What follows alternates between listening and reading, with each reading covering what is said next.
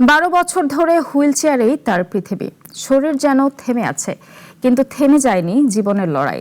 নিজের যন্ত্রণা আড়াল করে জ্ঞানের আলো ছড়িয়ে বৃদ্ধ মায়ের মুখে অন্ন তুলে দিচ্ছেন আশিস কুমার পাল।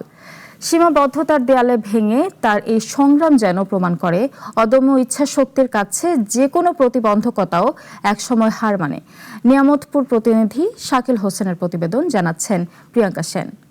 12 বছর ধরে হুইল চেয়ারই তার পৃথিবী। 2 পা অচল, ঘাড়ও নড়াতে পারেন না স্বাভাবিকভাবে। দেশ বিদেশে চিকিৎসা করিয়েও ফিরতে পারেনি সুস্থ জীবনে। তবুও হার মানেননি জীবনের কাছে। চরম দারিদ্র্য আর শারীরিক অসহায়ত্বকে সঙ্গী করেই টিউশনি করে বৃদ্ধ মায়ের মুখে খাবার তুলে দিচ্ছেন আশিস কুমার পাল। আমি অসুস্থ একজন পঙ্গু প্রতিবন্ধী মানুষ, চলাফেরা খুব কষ্ট।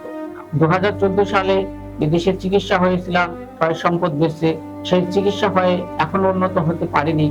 ডাক্তার বলছেন উন্নত মানের চিকিৎসা হলে আরো ভালো হয়।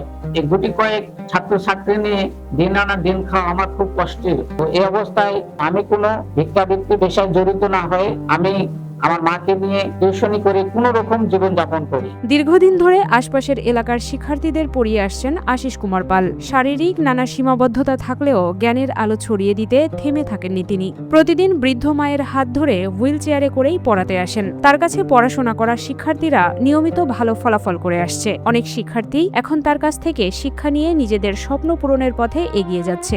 স্যার প্রতিবন্ধী হলেও অনেক ভালো পড়ায়, আমাদের এখানে পড়ে অনেক ভালো রেজাল্ট হয়েছে। এখানে আমি পড়ে অনেক ভালো রেজাল্ট করতে পারি, আর অনেক ভালো পড়ায়। নওগাঁর নিয়ামতপুর উপজেলার ভাবিচা ইউনিয়নের পাইকড়া পালপাড়া গ্রামের বাসিন্দা মৃত উপেন্দ্রনাথ পালের ছেলে আশিস কুমার পাল। 2008 সালে আমিল AM উচ্চ বিদ্যালয় থেকে SSC, 2010 সালে চন্দননগর কলেজ থেকে HSC এবং 2017 সালে নওগাঁ সরকারি কলেজ থেকে তিনি BA অনার্স সম্পন্ন করেন। ও আমার ছোটবেলার বন্ধু।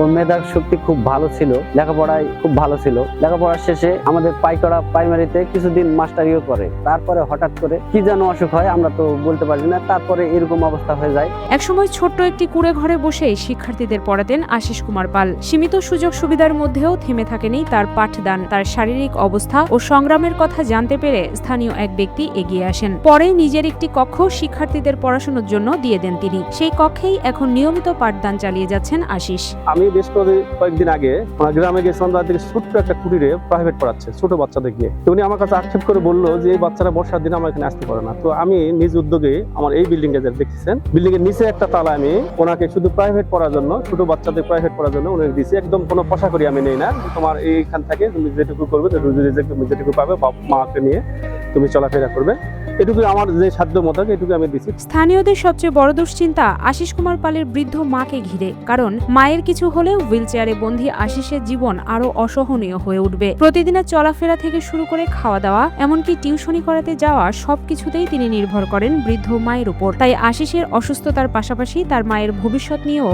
উদ্বিগ্ন স্থানীয়রা। সরকার ও সমাজের বিত্তবান মানুষের সহযোগিতা পেলে চিকিৎসা নিয়ে আবারও স্বাভাবিক জীবনে ফিরতে পারবেন, এই আশা প্রকাশ করেছেন স্থানীয়রা। ওর মা মারা যাওয়ার পর কে দেখবে আমরা বলতে পারছি না। তবে সরকারের কাছে আমাদের আকুল আবেদন, ওনাকে একটা কর্মসংস্থান দেওয়ার জন্য এলাকাবাসী হিসাবে আমরা এটাই চাচ্ছি। এই বেচারাটা ওনার মা যতক্ষণ পর্যন্ত আছে ততক্ষণ পর্যন্ত এভাবে চলবেন। মা মারা যাওয়ার পরে উনি কিভাবে চলবেন ঠিক আমরা কেউ জানি না। তো বিশেষ করে ওনার যদি একটা পুনর্বাসন অথবা ভালো কিছু, উনি লেখাপড়ার দিক থেকে ভালো ছিলেন আমি যতটুকু জানি।